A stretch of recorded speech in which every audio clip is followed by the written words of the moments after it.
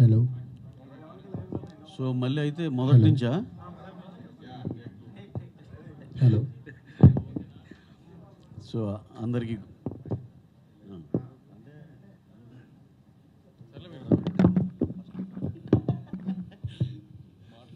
Hello good evening sir, అందరికీ నమస్కారం అండి.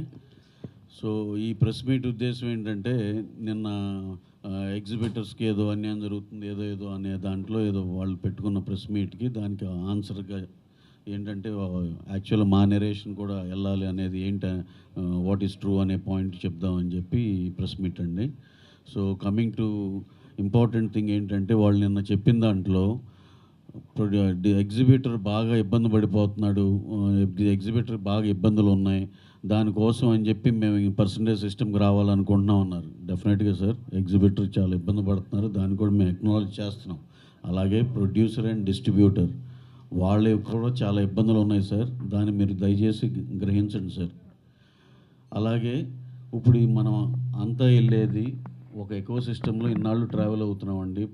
ప్రొడ్యూసర్, డిస్ట్రిబ్యూటర్, ఎగ్జిబిటర్ అనే దాంట్లో ఈ విధంగా అందరం ఒకరికొకళ్ళు ఒక స్టేజ్ నుంచి ఒక స్టేజ్కి వస్తుంది సినిమా, అక్కడి నుంచి ఎగ్జిబిటర్కి వస్తుంది. ఇది ఒక ప్రాసెస్గా రన్ అవుతుంది ఏళ్ల తరబడి. ఇవన్నీ అందరం కలిసి ఒక యూనిటీతో ఒక పద్ధతిగా వెళ్ళి మనం ఈ విధంగా చేయగలుగుతున్నాం. కానీ ఇక్కడ ఇప్పుడు వచ్చే ప్రాబ్లం ఏంటంటే, ప్రొడ్యూసర్ హ్యాపీగా లేడు, డిస్ట్రిబ్యూటర్ హ్యాపీగా లేడు.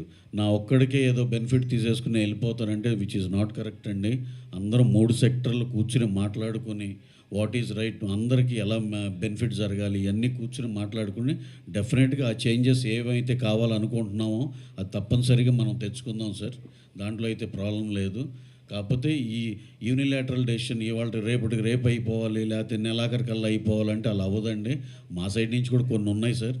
ఏంటంటే, ఇప్పుడు ఒక రన్ ట్రాక్ రావాలి, ఒక ట్రాన్స్పరెన్సీ రావాలి, అలాగే ఒక గ్రేడింగ్ ఆఫ్ థియేటర్స్ కావాలి, ఇవన్నీ చాలా ఉన్నాయని మాట్లాడుకుంటే మా టీంలు ముగ్గురం కలిసి, డిస్ట్రిబ్యూటర్లు, ఎగ్జిబిటర్లు, ప్రొడ్యూసర్లు ముగ్గురు కలిసి కూర్చున్నప్పుడు మేము డిస్కస్ చేసుకుని మాట్లాడుకోవాల్సి ఉన్నాయి. ఇప్పుడు రాత్రి జరిగిపోవాలి, లేకపోతే నెలాఖరికల్లా జరిగిపోవాలంటే అది కరెక్ట్ కాదు సార్. అలాగే ఈ విధంగా ఇది ఇప్పుడు వచ్చిందే కాదండి, హరిహర వీరమల్లు రిలీజ్ అప్పుడు పాపప్ అయిన అంశం అండి ఇది. ఆ తర్వాత మీరు ఎన్ని రిలీజ్ చేశారు సార్? మీరు దాని తర్వాత వార్ 2 రిలీజ్ చేశారు, కూలీ రిలీజ్ చేశారు, ఓజీ చేశారు, అఖండ చేశారు, సంక్రాంతికి నవీన్ పోలిశెట్టి సినిమా చేశారు, నారీ నడుమురారి చేశారు, మా చిరంజీవి గారు సినిమా చేశారు. ఇన్ని సినిమాలు రిలీజ్ చేసినప్పుడు ఎగ్జిబిటర్ కష్టాలు మీకేం కనపడలేదు సార్? మళ్ళీ ఇప్పుడు మీ చేతిలో మీరు ఇప్పుడు ఏదో మళ్ళీ అది కరెక్టో తప్పో మీ చేతిలో సినిమా లేకపోవటమో, లేకపోతే ఇప్పుడు ఇది లేదనో, పెద్ద సినిమా లేదనో, ఇప్పుడు మేము పర్సంటేజ్లు ఇప్పుడు ఇమ్మీడియట్గా చేసేయాలి, ఇది కరెక్ట్ కాదండి. అందరం కూర్చుని మాట్లాడుకుందాం, ఎలా ముందరికి వెళ్ళాలో అన్నీ కూడా మాట్లాడుకోవచ్చు. కరెక్ట్గా ఇప్పుడు సినిమా రిలీజ్ వచ్చి అసలే 4-5 నెలల నుంచి అందరూ ఇబ్బందుల్లో ఉన్నారు, సరైన సినిమాలు లేక. మంచి సినిమా వచ్చే టైంలో మీరు ఏయో ప్రాబ్లమ్స్ పాపప్ చేసి అనవసరమైన డిస్టర్బెన్స్ వద్దండి. మనం కూర్చుందాం, డెఫినెట్గా ప్రాబ్లం ఉంది, మేమేం కాదంట్లా, ప్రాబ్లం ఉంది. అలాగే మిగతా సెక్టర్లు కూడా ప్రాబ్లం ఉంది, అన్నీ మాట్లాడుకుందాం. అలాగే ఎగ్జిబిటర్ది అయితే కంపల్సరీ మేము వీఆర్ ప్రతి మచ్ ఓపెన్. దీన్ని ఎలా ముందుకు తీసుకెళ్దాం ఓ పద్ధతిగా.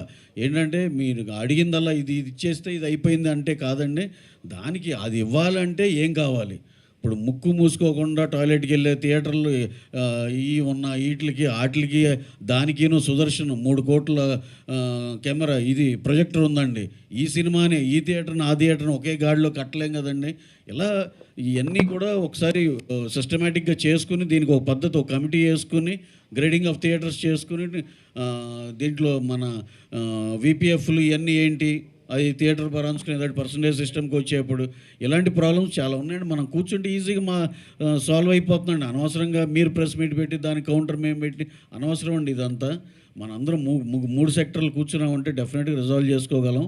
దీనికి ఏంటంటే, ఈ నెలాఖరు లోపల ఆ సినిమా రిలీజ్ అయ్యే లోపల మాకు పర్సంటేజ్ ఇవ్వకపోతే ఇలా బ్లాక్మెయిల్ చేయవచ్చు సార్. దయచేసి మనం అందరం కూర్చుని దానికి ఎంత టైం పడుతుందో కమిటీ డిసైడ్ చేస్తుంది. 3 నెలలు సరిపోతుందా, 4 నెలలు సరిపోతుందా అని. డెఫినెట్గా సొల్యూషన్ అయిపోయి అందరం కలిసికట్టుగా వెళ్దాము. అది మా అందరం అనుకున్న పర్సనల్ ఒపీనియన్ అండి. అలాగే ఇక మిగతా ఇంకేమైనా సమస్యలు ఉన్నా సరే మా వాళ్ళు కూడా చెప్తారు. తర్వాత క్యుములేటివ్గా మాట్లాడుకోవచ్చు అండి. Thank you very much.